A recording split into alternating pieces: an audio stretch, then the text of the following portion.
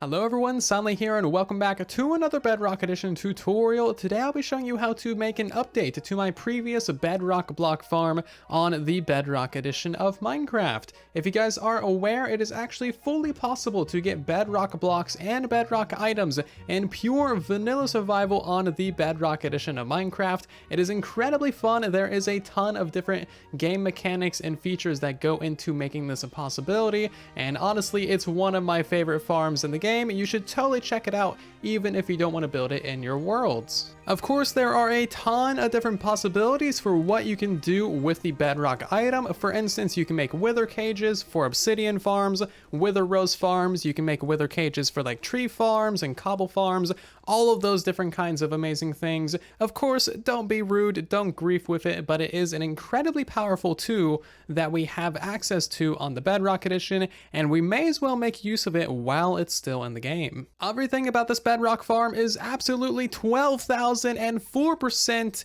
a bug and should not be possible in vanilla survival. However, it is possible because we're playing on the Bedrock Edition and we have a few fun bugs to play with. Now, it is due to some recent bug fixes that we actually have to update this farm. There are two major changes that make so that we need to slightly redesign how we go about getting the Bedrock block, and I'll go over those changes in just a minute to keep you guys up to date on the Bedrock Edition. Now, all of the base mechanics that go into acquiring the Bedrock block are still exactly the same, and I've already detailed all of those in my previous Bedrock farm video. If you want to know everything that there is to know about how we are acquiring this block in pure vanilla survival, then I would encourage you to check out my previous tutorial where I go in depth on all of that good information. So just to demonstrate the farm real quick, that way you guys know I'm not just clickbaiting or anything. Right now we have it active so that we're actually stacking a bunch of snow layers right there, and that's actually just going to stay on during the usage of the farm.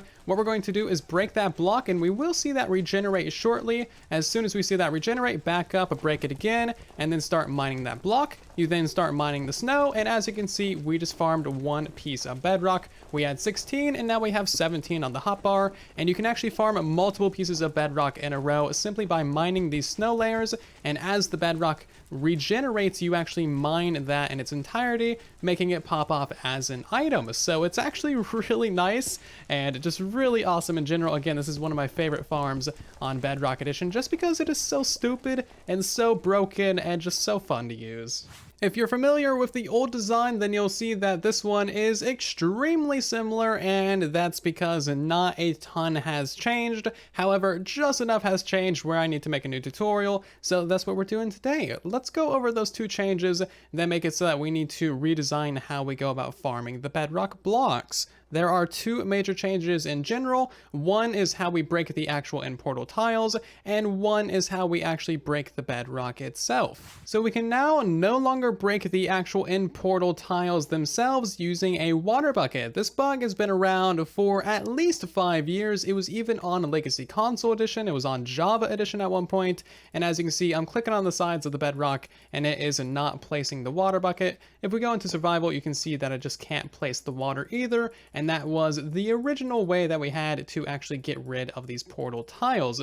As you can see, we also can't use a dispenser either, and I'm really surprised that they thought about a dispenser. They never think about dispensers, but it's kind of fascinating to see this bug finally be removed from the game. So now there's only a couple of different ways to break these end portal tiles. One would be the large mushrooms, but that's not really practical for our use case. And the other one is, of course, end crystals. We can push that in there, and as you can see, it deletes the portal just fine. And then we can just keep on pushing that around and delete all of the portals. The other change comes with bedrock breaking. So we used to use this design right here with a piston facing upwards. There is a button on the face of that piston and a ton of snow layers stacked on top of that. And that used to remove 2 blocks above it, which is very useful for a bedrock farm because you had the end stone and then the bedrock above that. But nowadays it only removes a single block, and as you can see, it's a little bit glitchy. So that little change right there makes it quite a bit more difficult to use a vertical bedrock breaker in a bedrock farm, but luckily we can just use a horizontal one. It's really not a big deal. As you can see, we can just use a horizontal one. Bam, we can break the bedrock. All it means is that we need to simply break the end stone that is typically at that layer and then we can break the bedrock using this horizontal one. Overall, not a super massive change, but it is something of note because we need to change the design because of it. So that's just a little rundown of the changes that we'll be making to my previous design. Again, if you want to know all the mechanics and features and all the good things that go into making this farm a possibility, please check out the previous tutorial where I outline all of that stuff in detail. All right, so let's hop into the tutorial, shall we? There's going to be a materials list for this build down in the description of the video. Please read that. That way you know exactly what you need to bring to the end dimension. We are going to be destroying the exit end portal right here. Once you've destroyed this, the only way to get back to the overworld is to break the farm to allow these portals to regenerate again, or to die and then respawn in the overworld. So make sure you got all the materials that you need. Again, materials list is in the description of the video. So the first thing that we're going to do is go to one side of the actual fountain, and we want to mine out just a couple of blocks right here and one block underneath that piece of bedrock, and install a piston facing upwards with a button on the face of it and another piston just right there. And get yourself some snow layers and just stack those up about 7 or so tall, and then do that a couple of times. Once you have a few snow layers on there, then we can go ahead and press a button right there on the piston, and that should remove that piece of bedrock, as you can see there. So now we can take out those pistons and just fill all that stuff back in. We now have a way to get the actual end crystals into the fountain in order to delete all of these end portal blocks. Now this is fairly simple. Just place yourself an end crystal on top of that piece of obsidian. You have to be very careful to not touch that end crystal, otherwise it's gonna explode and you're gonna die. So, you know, keep that in mind. So we can actually go ahead and press a button again and push this end crystal around. It is fairly simple. Just keep on placing down pistons to push that end crystal around, and we can even push it from this height as well. So what you need to do is you need to push this all around the fountain in order to delete all but one of the end crystals. Once you've deleted all but one, we can continue on. So I'm just going to speed this bit up so you can see exactly what you need to do.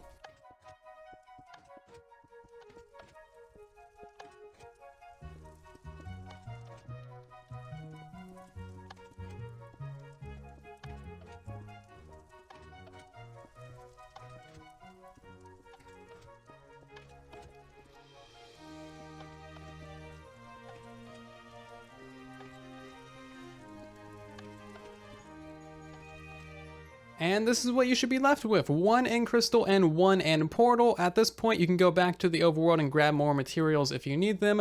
Once we break that, the farm will be initiated and there will be no way back to the overworld without dying. So what we need to do now is place an end crystal on every single block inside of this fountain. And this, of course, is going to delete all of the end portals as soon as they regenerate. So what we need to do is place in those final two as well, and then simply use the same bedrock breaking method that I just showed to break that block on this corner block right here. Place in yourself a piece of obsidian, one more end crystal, and now we can push in this guy as well for that final portal. And as you can see, it instantly regenerated. So if I break some of these blocks just for demonstration, you'll see that the thing is regenerating, and that is the basis of how we actually farm the bedrock blocks. So now that we have the fountain able to regenerate, you should see all of these torches pop off occasionally. The fountain resets about once every 5 seconds, so you should see these torches pop off and just basically become a easy torch farm, but with no real way to collect the torches.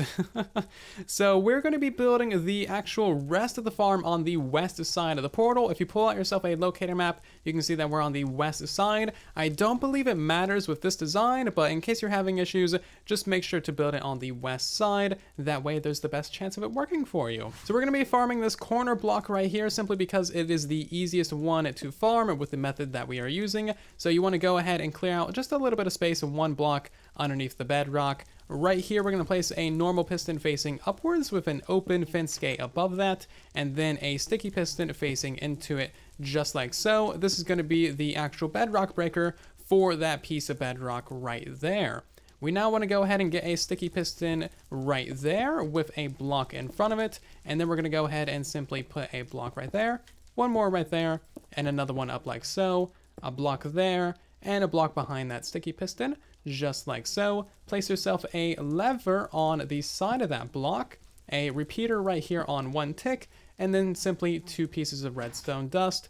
Finish that off with a redstone torch, and that is going to be the clock for stacking all the snow layers on top of that fence gate. So now to install the activation of the Bedrock Breaker, we want 2 repeaters right here on 4 ticks each, a block right there, a piece of redstone dust, and then a stone pressure plate. Make sure to set up a little bit of a wall behind that way as you're walking backwards, you run into that, you know it's going to activate soon, you can walk forward and start mining. Now it's time to install the first of 2 snow golems, so you want a solid block right there, and a solid block right there as well. 2 snow blocks, a piece of glass on that side, a lower slab right there, switch around to the other side, you want an upper slab on that side, and then finish it off with a piece of glass right there as well. These can be solid blocks right here, but I prefer glass. And now what you want to do is make sure there's no enderman around at all, because if this snow golem shoots at an enderman and misses and happens to hit one of these ink crystals, that is not going to be a good time for anyone involved. So once you're making sure there's no enderman around, place a pumpkin on top of that guy and simply go ahead and connect a lead to him. We're going to pull him into that far corner right there because that's about the only way to do it. And we're just going to connect him to a fence post over here on this side. The reason why we're using a lead is because minecarts and boats and any other method of getting him into that corner is kind of painful and will get in your way when you're mining that block. So the reason why we need him right there is because he's going to be placing snow layers, which we're going to be mining, which is going to make it so that we can then acquire the bedrock item. Now for the second snow golem, you want a snow block right there, surrounded by glass on all 4 sides. Go ahead and make sure there's no enderman around and continue off of the snow golem. Push him into that far corner right there and place in a glass pane that is going to lock him into that far corner. We can't use the glass pane down there because reasons, and now we need to put another layer of glass around him simply so he can't see out and see any enderman. It just completely encase him more or less. And that guy's going to be placing snow layers right there on top of that block, as you can see. And now if we go ahead and flick the lever, all of those snow layers should get stacked up on top of that open fence gate. So the snow layers are going to fall as the block retracts, and then they're going to get pushed forward as the block gets pushed forward as well, all landing on top of that fence gate. And basically just leave that on as you're using the farm. That way you have an easy, ready to go bedrock breaker. As you can see, we can now break all of that bedrock very easily. So as you can see, your farm is now completely done. Very simple and very easy to put together. You can now go ahead and set up yourself a haste 2 beacon. That way you can mine even faster and get even more bedrock with a higher success rate. And don't forget, you will also need a Soak Touch Efficiency 5 pickaxe, and that should also have Unbreaking 3 on it because you're going to be mining a lot of blocks. So for a full guide on how to use this, you want to stand right here, turn on the farm, that way it's stacking all of these snow layers onto the fence gate. You want to break this piece of endstone, and as you see it regenerate, walk backwards onto the pressure plate to activate the bedrock breaker. So break that. That is going to regenerate, walk backwards, break it, walk forwards, wait for the bedrock to be broken, and then mine the top snow layers as you're aiming at the other bedrock block. You don't want to aim at like the actual piece of endstone right there. You want to aim at the bedrock, but also breaking those top snow layers. It's a little bit difficult to get the aim exactly right, especially if you're on mobile, but I'm sure you guys will figure it out. And as you can see, we got ourselves a piece of bedrock. So now we can do that as many times as we like. You know, basically just keep on breaking that, regenerating it, wait for the bedrock to be broken, and everything is good to go. Of course, it doesn't have a 100% success rate, but that is kind of the nature of this kind of farm. So if you want to, you can actually reduce the timings on these 2 repeaters. I set them at what I did because I think it's the easiest to use, and you just know that it's going to work reliably. However, you can change that up. It's not really going to have any effect on anything.